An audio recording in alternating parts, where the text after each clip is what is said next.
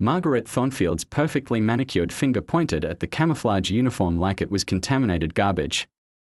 "This is a respectable neighborhood," she sneered, her voice dripping with disdain. "Not some military base for your wife's little costume party." The room fell silent as David Chen's jaw tightened, his hands trembling with rage. But Margaret had no idea that Sarah Chen's costume was the uniform of a decorated FBI counter-terrorism agent, or that the 3 black SUVs pulling into the parking lot at that the fluorescent lights of the Willowbrook Community Center cast harsh shadows across the cramped meeting room, where 23 residents of Pine Valley Estates sat in mismatched folding chairs. The monthly HOA meeting had dragged on for 47 minutes, covering the usual litany of complaints: Mrs. Rodriguez's unauthorized garden gnomes, the Peterson boys' basketball hoop extending 2 inches past regulation, and the ongoing saga of the communal mailbox placement. David Chen sat in the back row, his phone buzzing with another text from his wife. "Running late.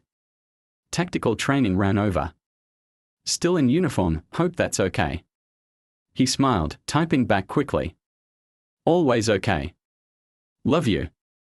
Margaret Thornfield's voice cut through the air like a blade, sharp and commanding.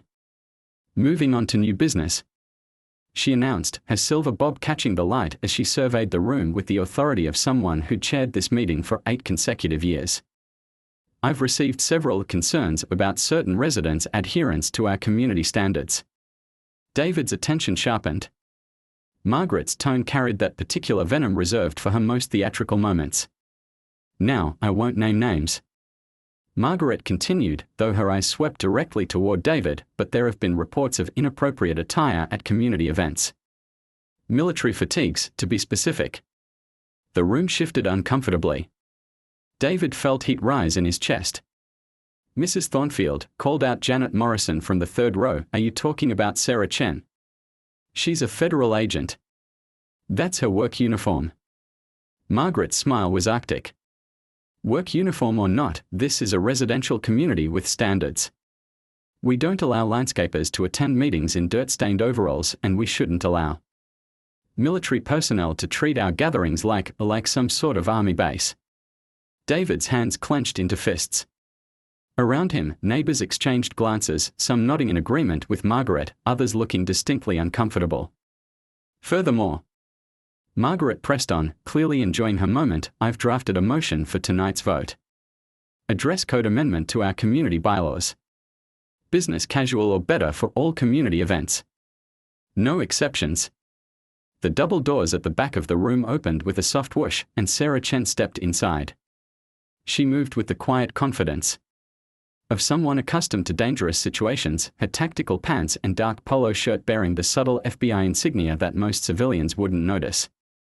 Her black hair was pulled back in a practical ponytail, and despite the long day evident in her posture, her dark eyes were alert as she scanned the room. "Sorry I'm late," Sarah said quietly, heading toward the empty chair beside David. "Training ran over." Margaret's face lit up with malicious delight. Well. Perfect timing, Mrs. Chen. We were just discussing appropriate attire for community events." Sarah paused, her hand resting on the back of the chair. "I'm sorry. Your outfit," Margaret said, gesturing with theatrical disgust. "It's inappropriate for a residential community meeting. We are trying to maintain certain standards here." The room fell silent. David felt his blood pressure spike as he watched. His wife's expression carefully neutralize, a look he'd learned to recognize over their 12 years of marriage. It was the same expression she wore when dealing with hostile witnesses or uncooperative suspects. "I apologize if my work attire offends you," Sarah said evenly. "I came directly from a federal training exercise. I can change if, it's..." "Not just tonight," Margaret interrupted, her voice growing louder. "It's every time. The tactical pants, the boots, the whole military costume. This is a respectable neighborhood, Mrs. Chen. Not some army base where you can play dress up." David shot to his feet. "That's enough, Margaret." "Excuse me." Margaret's eyes flashed. "I'm conducting this meeting, Mr. Chen. Please sit down." "She's an FBI agent," David said, his voice tight with controlled anger. "She's not playing dress up. She's serving her country. Margaret laughed, a sharp, brittle sound. FBI? Really? How convenient. I suppose next you'll tell us she's undercover, investigating the Great Pine Valley Estate's crime wave. A few residents chuckled nervously. Sarah's jaw tightened almost imperceptibly. As a matter of fact, Margaret continued, emboldened by the reaction, I've been wondering about the Chen's frequent late-night activities. Strange cars coming and going. Visitors at odd hours. Perhaps our HOA fees are subsidizing some sort of side business. The implication hung in the air like poison gas. David felt his vision blow with rage. You're out of line, he managed. Through gritted teeth. Am I? Margaret stood, her 5'2" frame somehow commanding the room's attention. Because I've done some research and there's no record of any Sarah Chen working for the FBI in this region. Funny how that works. Isn't it? Sarah's hand moved to her hip, a subtle gesture that David recognized as her reaching for her credentials. But Margaret wasn't finished. I think, Margaret said, her voice dripping with false concern, that Mrs. Chen might be having some identity issues. Perhaps she's confused about what she actually does for work. It happens to people sometimes, delusions of grandeur, fantasies about being important. The room was dead silent now. David could hear his own heartbeat thundering in his ears. Margaret, he said, his voice dangerously low, you need to stop. Right now. Or what? Margaret's smile was triumphant. You'll have your wife arrest. Me? With what authority? Her pretend badge. She turned to address the room, her voice rising to a theatrical pitch. Ladies and gentlemen, I move that we not only implement the dress code amendment but also conduct a thorough background check on all residents. We need to know who we are really living next to. We need to know if someone is misrepresenting themselves. The accusation of fraud hung in the air like a thunderclap. David felt something snap inside him, but before he could move, Sarah's hand touched his arm. David, she said quietly. It's okay. But it wasn't okay. Nothing about this was okay. Margaret was still talking, her voice growing more animated. I mean, honestly, what kind of FBI agent would live in a middle-class suburb? What kind of federal agent drives a Honda Civic? It's almost insulting to our intelligence. She turned back to Sarah, her expression a masterpiece of condescending pity. Mrs. Chen, I understand that some people feel the need to embellish their careers. But this is a community built on trust and honesty. We can't have residents living elaborate fantasies and expecting the rest of us to play along.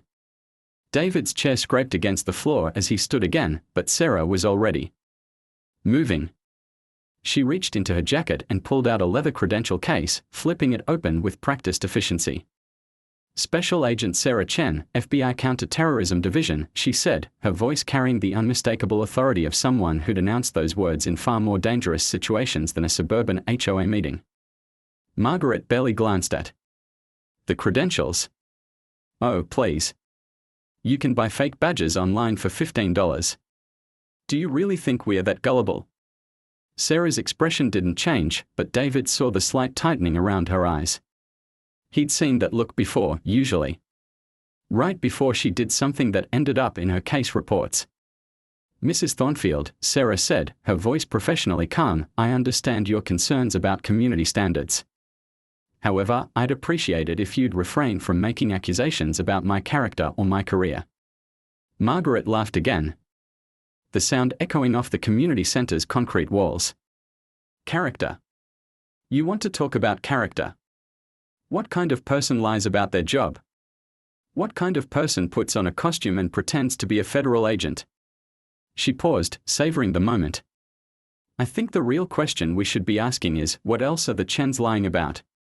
What else are they hiding? The room erupted in murmurs. David saw neighbors he'd known for years looking at him and Sarah with new suspicion. Mrs. Patterson, who'd borrowed their leaf blower just last week, was whispering urgently to her husband.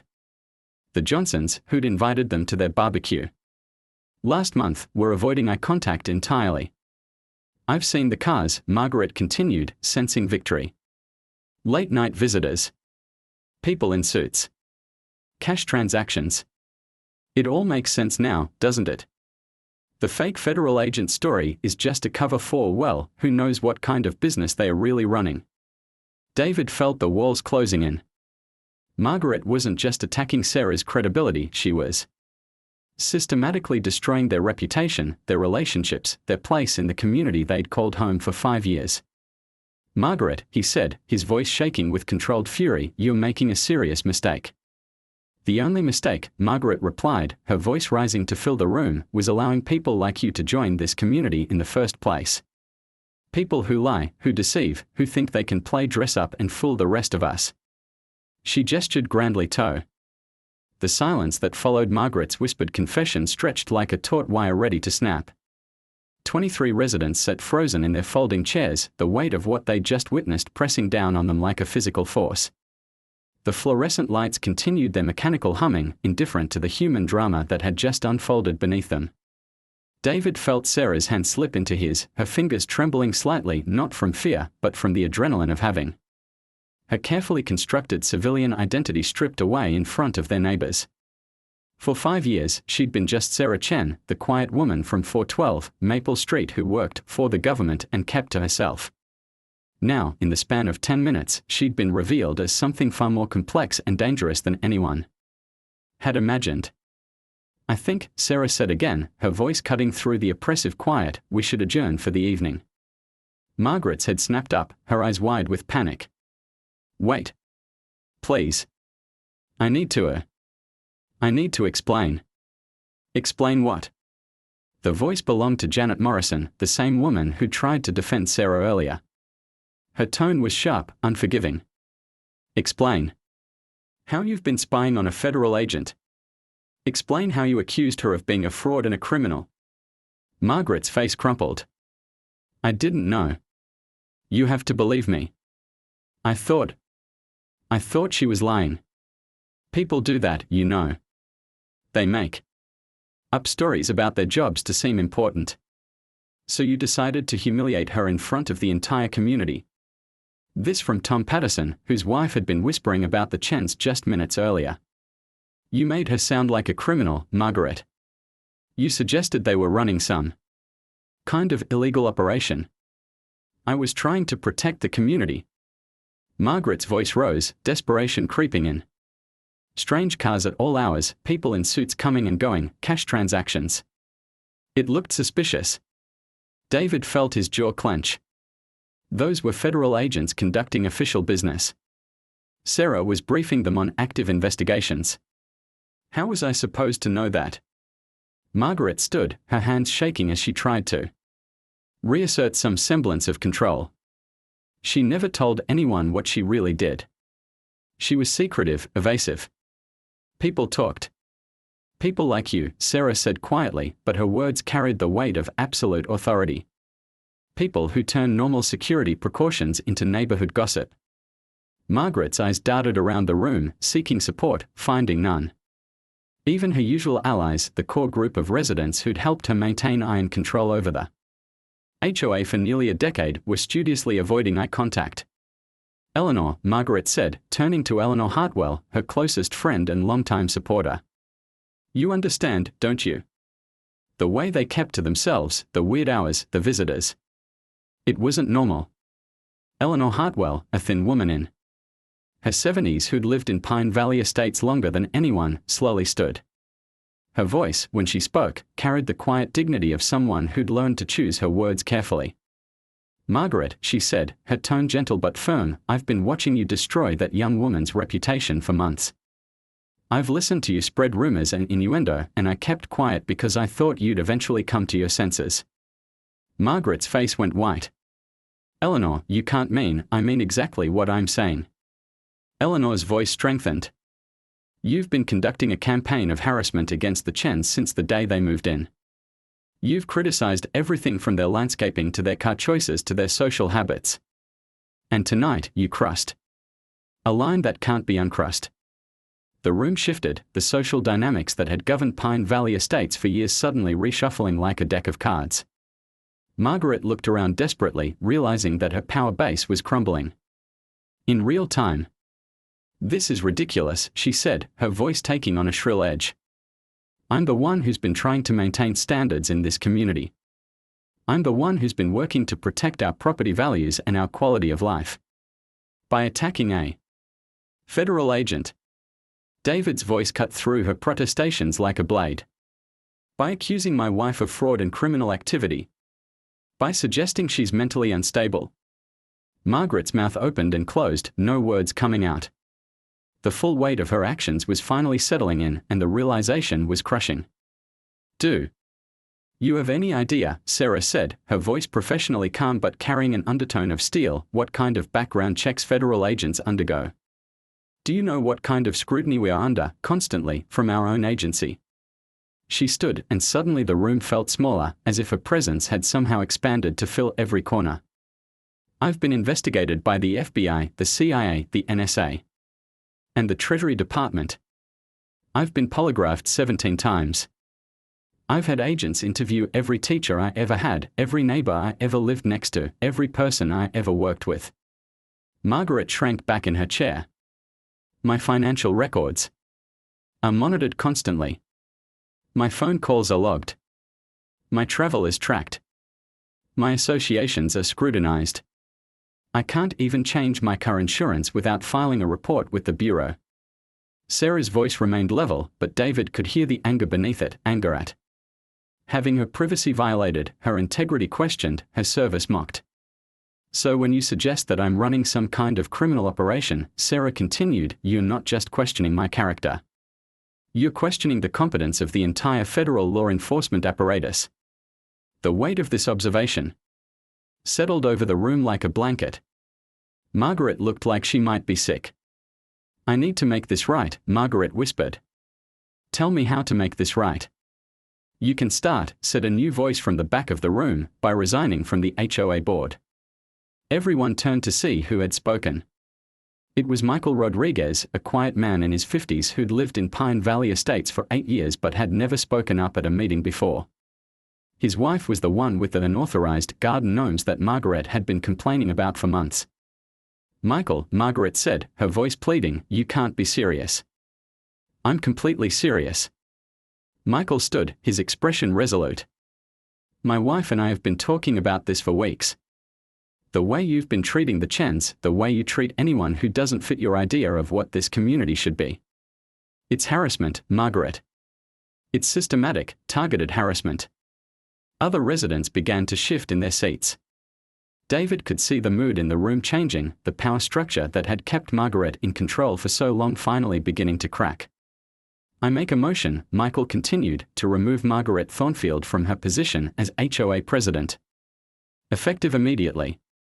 "Seconded," said Janet Morrison without hesitation. "Thirded," added Tom Patterson. Margaret's face went through several colors before settling on a sickly gray. "You can't do this. I've devoted 8 years of my life to this community. I've kept our property values up, maintained our standards, protected our investments. You've been a tyrant," said a woman David didn't recognize from the front row. "You've made living here miserable for anyone who doesn't meet your arbitrary standards." "I've been thorough," Margaret protested. "I've been diligent. Someone has to make the hard decisions." "Hard decisions?" Eleanor Hartwell's voice carried a note of disbelief. "Margaret, you spent 6 months trying to force the Johnsons to remove their bird feeder because you said it attracted undesirable wildlife. You threatened to fine the Petersons because their 8-year-old son left his bicycle on their own front lawn. You've been nitpicking and bullying and micromanaging every aspect of our lives." Margaret looked around the room, seeing her support evaporating like morning dew. "I was trying to maintain order. I was trying to keep this place from turning into what?" Sarah's voice was dangerously quiet. "Into a place where people can live their lives without constant scrutiny and criticism. Into a place where anyone can do anything they want," Margaret finished, her voice desperate. "Where there are no standards, no rules, no consequences." David felt a cold anger settle in his chest. "You mean a place where you can't control everyone around you?" The truth of it hung in the air like a challenge. Margaret had never been about community standards or property values. She'd been about power, the power to dictate how people lived, what they wore, how they landscaped their yards, who they could have as visitors. "I call for a vote," Michael Rodriguez said, his voice carrying clearly through the room. "All in favor of removing Margaret Thornfield as HOA president." The show of hands was immediate and overwhelming. David counted quickly, 18 out of 23 residents, including Eleanor Hartwell and several others who'd been Margaret's longtime supporters. Margaret stared at the raised hands in disbelief. "This is a mistake. You're making a huge mistake. Without proper leadership, this community will fall apart." "We'll take our chances," said Janet Morrison dryly. Margaret gathered her papers. With shaking hands, her carefully organized binder of complaints and violations suddenly looking pathetic and petty. "Fine. Fine. But don't come crying to me when property values plummet and the neighborhood turns into a slum." She stood, her dignity in tatters, and began walking toward the door. But halfway there, she stopped and turned back to face Sarah. "I'm sorry," she said, her voice barely above a whisper. "I'm genuinely sorry. I thought I was protecting everyone, but I was just..." She trailed off, unable to. The safe house was a nondescript ranch-style home in a subdivision 40 miles from Pine Valley Estates, the kind of place that existed in bureaucratic files but nowhere in public records. David sat at the kitchen table at 3:47 a.m., watching Sarah methodically clean her service weapon while FBI technicians swept their belongings for surveillance devices. The normalcy of suburban life, coffee makers and throw pillows and family photos, felt like props in a stage production that had suddenly turned deadly serious. "Anything?" Sarah asked without looking up from her Glock. Special Agent Marcus Webb, the lead technician, shook his head. "Clean so far. But whoever's been watching you has been smart about it. Long-range surveillance, probably telephoto lenses. Maybe even drones." David felt his stomach turn. "How long do you think they've been watching?" "Based on the detail in these posts." Webb held up a tablet showing social media screenshots. "Months. Maybe longer. They know your routines, your schedules, your neighbors' habits. This isn't random." The social media posts were worse than David had imagined. Someone had been documenting their lives with the methodical precision of a stalker. Photos of Sarah leaving for work, timestamps of David's commute, detailed analyses of their visitors and delivery patterns. The HOA meeting confrontation was just the latest entry in what appeared to be an obsessive surveillance campaign. "The person who posted this," Sarah said, finally looking up, "they've been building a case against me for months. Every photo, every observation, every piece of documentation, it's all designed to expose my identity and compromise my operations." Morrison walked in from the living room, his phone pressed to his ear. "Don't care what the local PD says, this is a federal matter now. Yes, I understand they want to help, but they're not equipped for this level of threat assessment." He hung up and turned to face them. "We've got a problem. 3 different extremist groups have already reposted the surveillance materials. They are calling it Operation Suburban Spy and treating it like a how-to guide for identifying and targeting federal agents." David felt the room spin slightly. "Are you saying Sarah's been turned into some kind of a training manual?" "That's exactly what I'm saying." Morrison's expression was grim. The posts include detailed breakdowns of surveillance detection, pattern analysis, and operational security failures. This isn't just about harassing one agent, it's about teaching others how to identify and target federal law enforcement. Sarah's face had gone pale. "My active cases. The people I've been investigating, they'll know exactly who I am now. Which is why we've already moved to protective custody for your 3 primary targets," Morrison said. "But David, we need to talk about you." "What about me?" "You're not just an FBI spouse anymore. You're a target in your own right. The posts identify you as a leverage against Agent Chen. They specifically mention that attacking family members is more effective than attacking agents directly." The words hit David like a physical blow. He'd known, intellectually, that Sarah's job carried risks. But he'd never imagined that his own suburban existence could become a weapon against her. "What does that mean for us?" he asked quietly. "It means," Morrison said, "that your old life is over. Both of you. We are initiating full identity protection protocols. New names, new backgrounds, new location. You'll be relocated within 48 hours. David stared at him. "You're talking about witness protection." "I'm talking about survival." The weight of it settled over David like a suffocating blanket. Their house, their neighborhood, their friends, their entire carefully constructed life, all of it was gone. Margaret's vicious gossip had achieved something she'd never intended. It had destroyed the Chen's existence as completely as if she'd burned their house down. "There's something else," Webb said, looking up from his tablet. "The original posts weren't made by anyone at the HOA meeting." Sarah's head snapped up. "What do you mean?" "The metadata shows the posts were made 2 hours before the meeting even started. Someone knew what was going to happen. Someone orchestrated this entire confrontation." The room fell silent. David felt a chill that had nothing to do with the safe house's air conditioning. "You're saying Margaret was a what? Set up?" "I'm saying someone fed her information designed to provoke exactly the kind of confrontation that happened tonight. Someone wanted Agent Chen's identity exposed, and they used Margaret Thornfield as an unwitting weapon." Sarah stood abruptly, her chair scraping against the floor. "Show me the posts." "All of them." Webb handed her the tablet. Sarah scrolled through the material, her expression growing darker with each screen. Finally, she looked up. "This is professional," she said. "The surveillance techniques, the documentation methods, the strategic timing, this isn't some amateur stalker. This is someone with training." "What kind of training?" David asked, though he was afraid to hear the answer. "Intelligence training. Counterintelligence, specifically. Someone who knows how federal agents operate, how we think, how we protect ourselves." Sarah's voice was tight with controlled anger. "Someone who's been inside the system." Morrison's phone rang. He answered it immediately. "Morrison.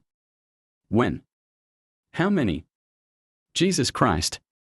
He hung up and turned to face them, his expression grave. "We've got multiple situations developing. Someone just firebombed the Pine Valley Estates Community Center. And Margaret Thornfield is missing." David felt the world tilt sideways. "Missing?" "Her car was found abandoned on Route 15, about 10 miles from the neighborhood. No sign of struggle, no note, no indication where she might have gone. But there was blood on the driver's seat." The implications hit David like a freight train. Margaret, petty, vindictive, small-minded Margaret, had been nothing more than a pawn in someone else's game. And now that pawn had been eliminated. "They are cleaning up," Sarah said quietly. "Removing loose ends." "Which means," Morrison said, "that you two are the primary targets now. Whoever orchestrated this wants Agent Chen neutralized, and they are willing to kill civilians to make it happen." David found himself thinking about Margaret's final words at the meeting. "I've ruined everything, haven't I?" She'd been right, but not in the way she'd thought. She hadn't just ruined her own life, she'd stumbled into something far bigger and more dangerous than neighborhood politics. "We need to move you tonight," Morrison continued. "The safe house protocols have been compromised. We are switching to mobile protection until we can establish a secure perimeter." "Wait," Sarah said, her voice sharp with realization. "If this is a professional operation, if they've been planning this for months, then they know about Bureau safe houses. They know about our protocols." Morrison's expression darkened. "What are you suggesting?" "I'm suggesting that nowhere is safe. Not the safe houses, not the relocation program, not the protective custody protocols. If they are that deep inside our operational security, then everything we do is compromised." The room fell silent as the full implications sank in. David realized that they weren't just running from extremists or criminals, they were running from someone who knew exactly how the FBI operated, someone who could anticipate their every move. "So what do we do?" David asked. Sarah's expression hardened into something David had never seen before, the look of a hunter who just realized she was being hunted. "We disappear," she said quietly. "Completely. Off the grid, off the radar. Beyond the reach of anyone who might be tracking us through official channels." "Agent Chen," Morrison said, his voice carrying a warning, "you're talking about going rogue. You're talking about abandoning federal protection and operating outside Bureau authority." "I'm talking about staying alive," Sarah replied. "And keeping my husband alive." She turned to David, her eyes intense. "I need you to understand something. If we do this, if we run, we can never go back. No more David and Sarah Chen. No more Pine Valley Estates. No more normal life. We become ghosts." David looked at his wife, really looked at her, and saw someone he'd never fully understood. The quiet suburban housewife was gone, replaced by someone harder, more dangerous, more capable than he'd ever imagined. "What about our neighbors?" he asked. "What about the people who voted for me as HOA president? What about, they are safer without us," Sarah said, her voice gentle but firm. "As long as we are connected to that community, everyone there is a potential target." Morrison was shaking his head. "This is insane. You're federal agents. You have resources, backup, the full weight of the Bureau behind you. You can't just disappear." "Watch me," Sarah said. She walked to the window and peered through the blinds. Dawn was breaking over the safe house neighborhood, painting the sky in shades of pink and gold. Somewhere out there, people were waking up to normal lives, coffee and breakfast and morning commutes and all the ordinary rhythms of suburban existence. "There's a car across the street," she said quietly. "Silver sedan. 2 occupants. They've been there for 20 minutes. Morrison moved to the window and looked out. "That's not one of ours." "No," Sarah agreed. "It's not." David felt his heart rate spike. "How did they find us?" "The same way they found everything else," Sarah said. "They are inside the system. They know about the safe house because they have access to the same database as we do." Morrison was already on his phone, calling for backup. But Sarah was moving with the fluid efficiency of someone who'd 3 days into their underground existence, David Chen learned that his wife knew how to hotwire cars, forge documents, and disappear money from ATMs without leaving digital footprints. They were sitting in a 24-hour diner outside Bakersfield, California, nearly 400 miles from their former life, when Sarah calmly walked back from the restroom and announced she'd identified their tail. "2 men, booth by the window," she said quietly, sliding into the cracked vinyl seat across from him. "They've been rotating positions every 20 minutes. Professional surveillance." David glanced over casually. The men looked ordinary, middle-aged. Unremarkable, the kind of people who blended into any crowd.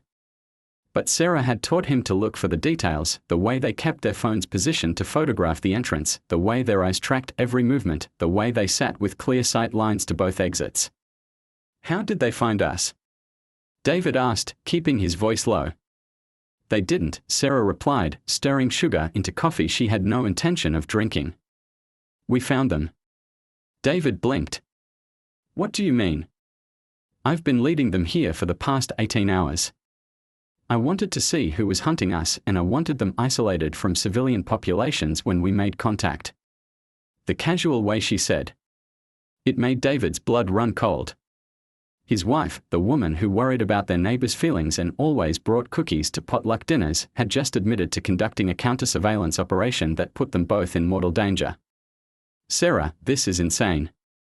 We should call Morrison, get backup." "Morrison's phone has been compromised for at least a week," Sarah interrupted. "I've been monitoring Bureau communications. Every safe house location, every protection protocol. Every operational detail has been leaked within hours of implementation." She leaned forward, her voice dropping to barely above a whisper. "David, whoever's doing this isn't just inside the FBI. They are the FBI. Or close enough to make no difference." The implications hit him like a physical blow. If Sarah was right, then everyone they trusted, every system they'd relied on, every protection they'd been offered was worse than useless. It was actively hostile. "So what do we do?" Sarah's smile was sharp as a blade. We do what I should have done from the beginning. We hunt them down and end this. Before David could respond, one of the surveillance agents stood and began walking toward their table. David's muscles tensed, but Sarah remained perfectly calm, her hands folded on the table like she was discussing the weather. Agent Chen, the man said as he approached. He was tall, with prematurely grey hair and the kind of forgettable face that was probably an asset in his line of work. I'm Agent Caldwell, Internal Affairs. We need to talk. I'm sure we do, Sarah replied, not bothering to look up. But not here, and not now. Caldwell's expression didn't change. Agent Chen, you are currently in violation of direct orders from your supervising SAC. You've abandoned federal protection, compromised an ongoing investigation, and placed civilian lives at risk. I'm authorized to place you under arrest. Sarah finally looked up, and David saw something in her eyes that made him understand why terrorists feared her. Agent Caldwell, you're welcome to try. The tension in the diner was suddenly thick enough to cut. Other patrons were beginning to notice the confrontation, though they probably assumed it was some kind of domestic dispute. This doesn't have to escalate, Caldwell said, his hand moving subtly toward his jacket. Come with us quietly, and we can work this out through proper channels. Proper channels, Sarah repeated thoughtfully. Like the proper channels that got Margaret Thornfield killed. Like the proper channels that compromised every safe house in the Bureau's inventory. Caldwell's expression flickered, just for a moment, but it was enough. David saw the recognition in his eyes, the confirmation that Sarah's suspicions were correct. I don't know what you're talking about, Caldwell said, but his voice lacked conviction. Of course you don't. Sarah stood slowly, her movements controlled and deliberate. Just like you don't know about the surveillance posts documenting my daily routines. Just like you don't know about the social media accounts that have been tracking federal agents and their families for months. She took a step closer to Caldwell, and David could see the agent's confidence beginning to crack. Just like you don't know about Operation Nightfall. The name hit Caldwell like a physical blow. His face went white, and his hand stopped moving toward his weapon. That's right, Sarah continued, her voice deadly quiet. I know about Nightfall.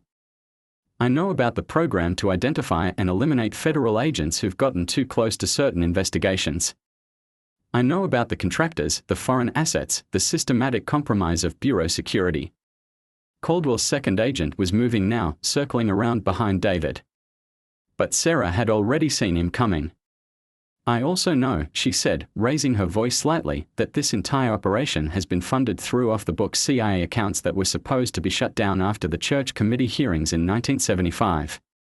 The words carried across the diner, and David realized that Sarah wasn't just confronting Caldwell, she was creating a public record. Witnesses who could testify about what they'd heard. You're making a serious mistake, Agent Chen, Caldwell said, but the threat sounded hollow now. The mistake was mine, Sarah agreed. I should have realized months ago that the surveillance reports on my family weren't coming from external threats. I should have questioned why my operational security was being compromised from inside the Bureau. She smiled, and David had never seen anything more terrifying. But I'm not making that mistake anymore. The second agent was almost in position behind David when Sarah moved. It happened so fast that David barely saw it. One moment she was standing calmly by the table, the next moment Caldwell was on the floor with Sarah's knee on his chest and her service weapon pressed against his temple. Nobody move, she announced to the diner. Federal agent conducting official business. The few remaining patrons froze.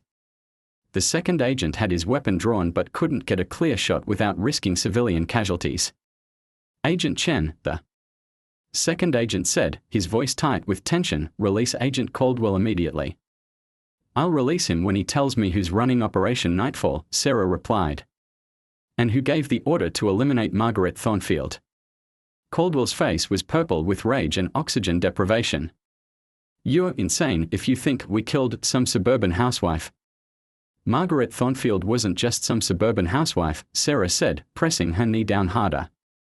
She was a former CIA analyst who'd been out of the game for 15 years. She knew things, Caldwell.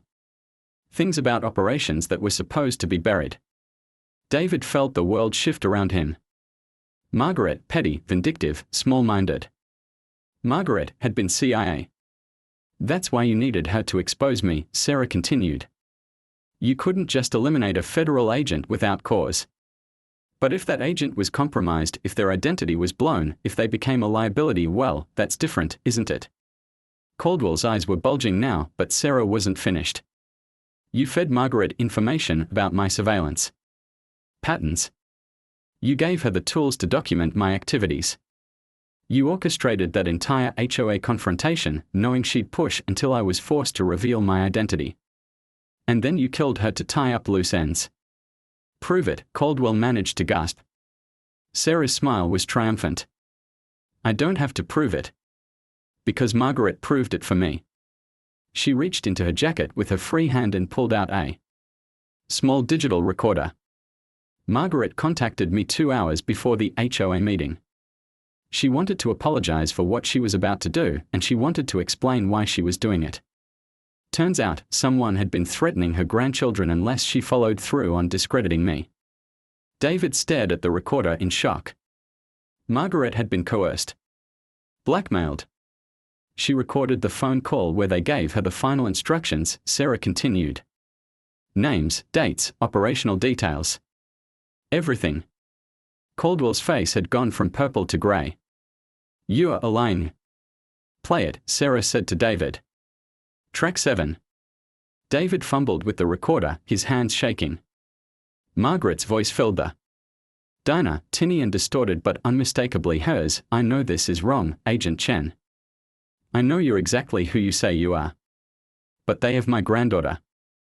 They showed me pictures of her walking to school, of her playground, of her bedroom window. They said if I don't do exactly what they want tonight, if I don't make you reveal your identity publicly, then Emma will disappear. The recording continued with Margaret sobbing as she described the detailed instructions she'd been given, how to provoke Sarah, what accusations to make, how to ensure the confrontation would be recorded and broadcast. But it was the final part that made Caldwell go completely still. They said their names were Caldwell and Morrison. They said they were FBI Internal Affairs, investigating corruption in your unit. They said you were dirty, Agent Chen, and that I was helping clean up the bureau. The diner was silent except for the hum of the coffee machine and the sound of Margaret's recorded tears. Morrison, David whispered. SAC Morrison. Sarah's expression was grim. Not the Morrison who's been protecting us. The Morrison who's been hunting us. She looked down at Caldwell, whose face had gone completely white. There are 2 Agent Morrisons, aren't? The abandoned warehouse in downtown Los Angeles looked like 1,000 other forgotten industrial buildings, broken windows, rusted fire escapes, and the kind of urban decay that made it invisible to everyone except the homeless and the desperate. But at 11:47 p.m. on a Tuesday night, it became the stage for the final act of a conspiracy that had cost Margaret Thornfield her life and nearly destroyed the FBI from within. David crouched behind a shipping container, watching Sarah methodically check her equipment one final time. 3 days had passed since the diner confrontation, 3 days of careful planning and dangerous preparation. The meeting Caldwell had arranged was a trap, they all knew it, but it was a trap Sarah intended to spring in reverse. Remember, she whispered, her voice barely audible through their tactical comms, Morrison 1 is our ally. Morrison 2 is the target. If you see anyone who looks like Morrison but doesn't give the correct hand signal, that's our hostile. David nodded, though his hands were shaking. In 72 hours, he'd gone from suburban HOA president to active participant in a federal counterintelligence operation. The transformation felt surreal, like he was living someone else's life. Movement, Sarah reported. 3 vehicles, eastern approach. Right on time. Through the broken windows, David could see headlights cutting through the industrial darkness. The convoy stopped 50 yards from the warehouse entrance, close enough to respond quickly, far enough to avoid immediate danger. Chen, a voice called across the empty space. Agent Chen, this is SAC Morrison. I'm here to discuss your surrender. Sarah's expression didn't change. Voice print analysis, she asked David quietly.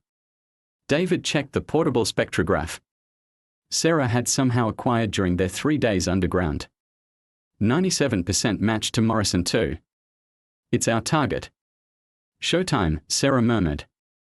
She activated a small amplifier and spoke clearly into the darkness. Morrison, I'll surrender. Under specific conditions. You come in alone, unarmed, and we discuss terms in the center of the warehouse. My husband remains in protective custody until our business is concluded. Agreed, came the reply.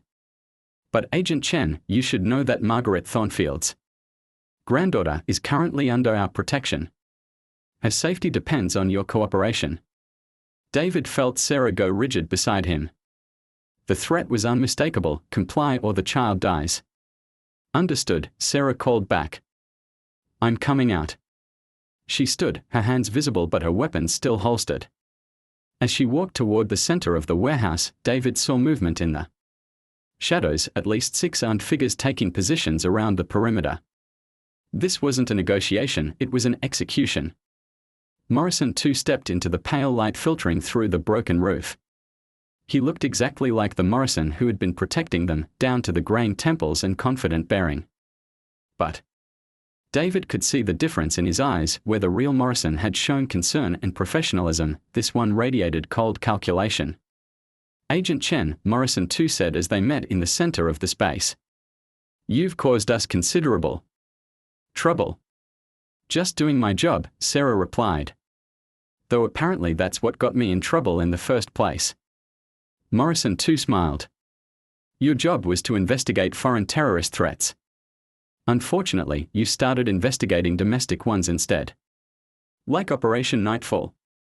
Operation Nightfall is a necessary evolution of federal law enforcement. Some threats to national security come from within our own agencies. Sometimes, patriots have to make hard choices about which laws to follow and which to reinterpret. Sarah's voice was steady. And Margaret Thornfield.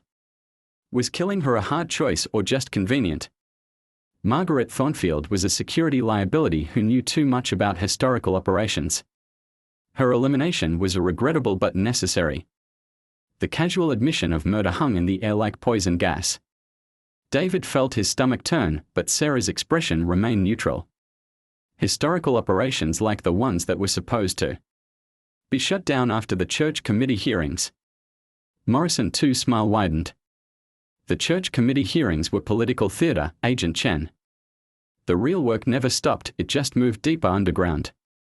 Some of us understand that America's enemies don't limit themselves to legal methods, so neither can we. So you created a shadow FBI. A secret organization operating within the Bureau itself. We created an insurance policy, Morrison 2 corrected. When federal agents get too close to operations they are not cleared to understand, when they threaten decades of careful work, when they become more dangerous than the enemies we are fighting. Adjustments become necessary. Sarah nodded slowly. And who decides when these adjustments are necessary? People far above your security clearance, Agent Chen. People who understand the bigger picture. People like Deputy Director Harrison. The name hit Morrison 2 like a physical blow. His confident expression flickered, revealing surprise and something approaching fear. I don't know what you're talking about, he said, but his voice lacked conviction. Of course you do, Sarah replied. Deputy Director Richard Harrison, the man who's been running shadow operations since the Reagan administration. The man who built Operation Nightfall as his personal enforcement arm. The man who's been selling classified intelligence to foreign governments for 30 years. Morrison 2's hand moved toward his weapon, but Sarah was faster.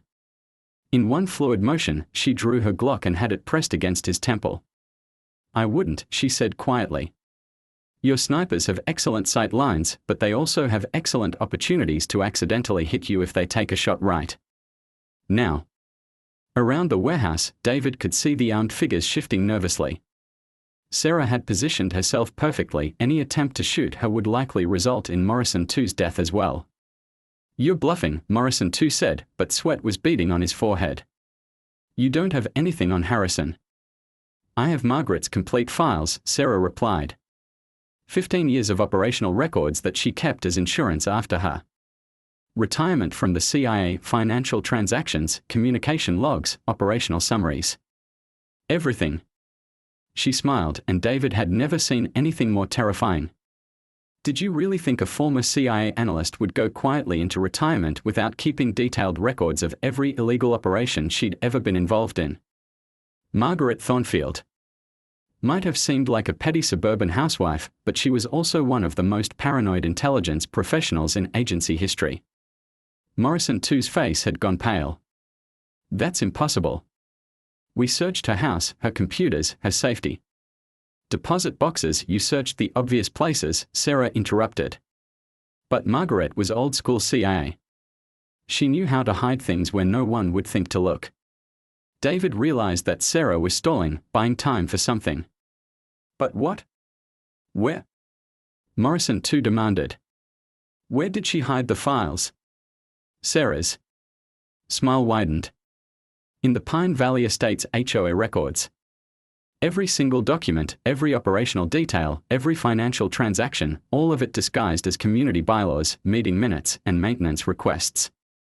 She spent 15 years building the most comprehensive archive of illegal federal operations in American history, and she hid it in plain sight in the most boring documents imaginable. The revelation was stunning in its simplicity. Margaret Thornfield, the woman who'd been obsessed with community standards and procedural compliance, had been using her position as HOA president to document and preserve evidence of federal crimes. She knew you were coming for her, Sarah continued.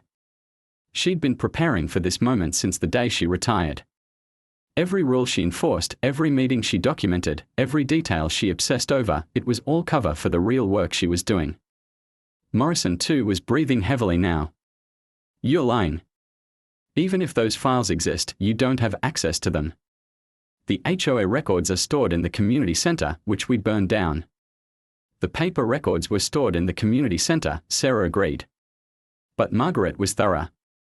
She kept digital backups of everything, uploaded automatically to cloud servers every night.